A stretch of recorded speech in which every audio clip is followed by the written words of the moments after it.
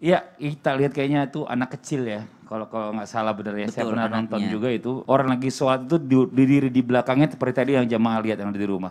Nah ini Ustadz Syam nih, coba dibahas nih. Kita bicara masalah tentang kasus viral yang pernah terjadi pelecehan saat sholat pada anak nih ya.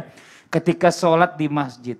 Apakah ya dalam hal ini orang tua atau anak tersebut harus langsung membatalkan sholat atau ya bagaimana nih? Apa diteruskan sholatnya? Karena kita kan nggak tahu nih di belakang kita siapa atau bagaimana. Mohon izin penjelasannya. Baik, Assalamualaikum. Tabe guruku Ustaz Maulana, Ustaz Bani, Mas Fadli, serta para alim ulama yang dimuliakan Allah Subhanahu wa taala.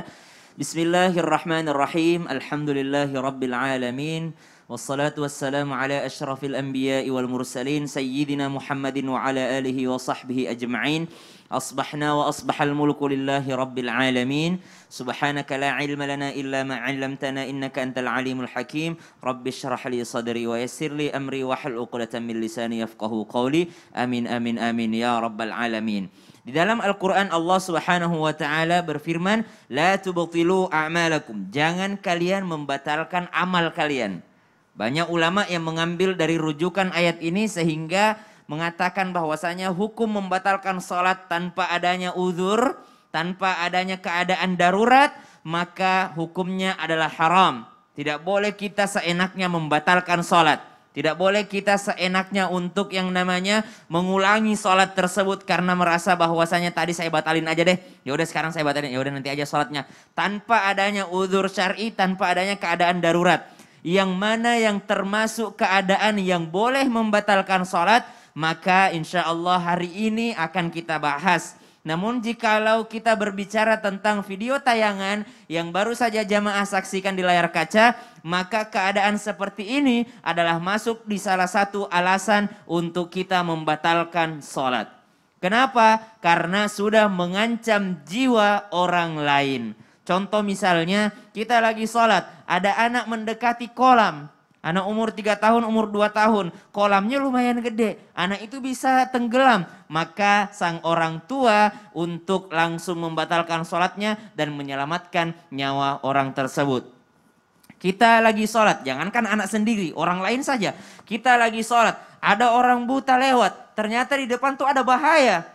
Ada bahaya di depannya, maka kita membatalkan sholat untuk menyelamatkan orang yang tidak mampu menyelamatkan dirinya sendiri tadi. Contoh anak kecil kan gak bisa menyelamatkan dirinya sendiri.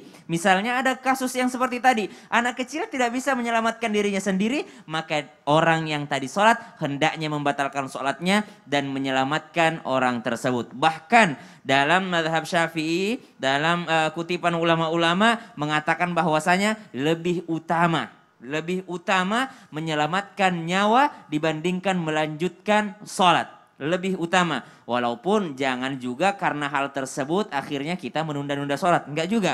Kita sudah berusaha untuk menghilangkan bahaya. Pernah dengar gak kalau misalnya orang lagi sholat ada ular itu boleh dibunuh. Kenapa? Karena membahayakan nyawa. Apalagi nyawa orang lain. Nyawa sendiri kita jaga, nyawa orang lain juga kita jaga. Maka hal ini bisa untuk yang namanya membatalkan sholat dan termasuk daripada uzur syar'i membatalkan sholat. Namun kembali lagi diperingatkan untuk yang berbicara sendiri dan untuk yang mendengarkan bahwasanya tidak boleh seenaknya membatalkan sholat kecuali hal-hal yang membahayakan jiwa atau nyawa seseorang. Agama datang untuk menyelamatkan jiwa.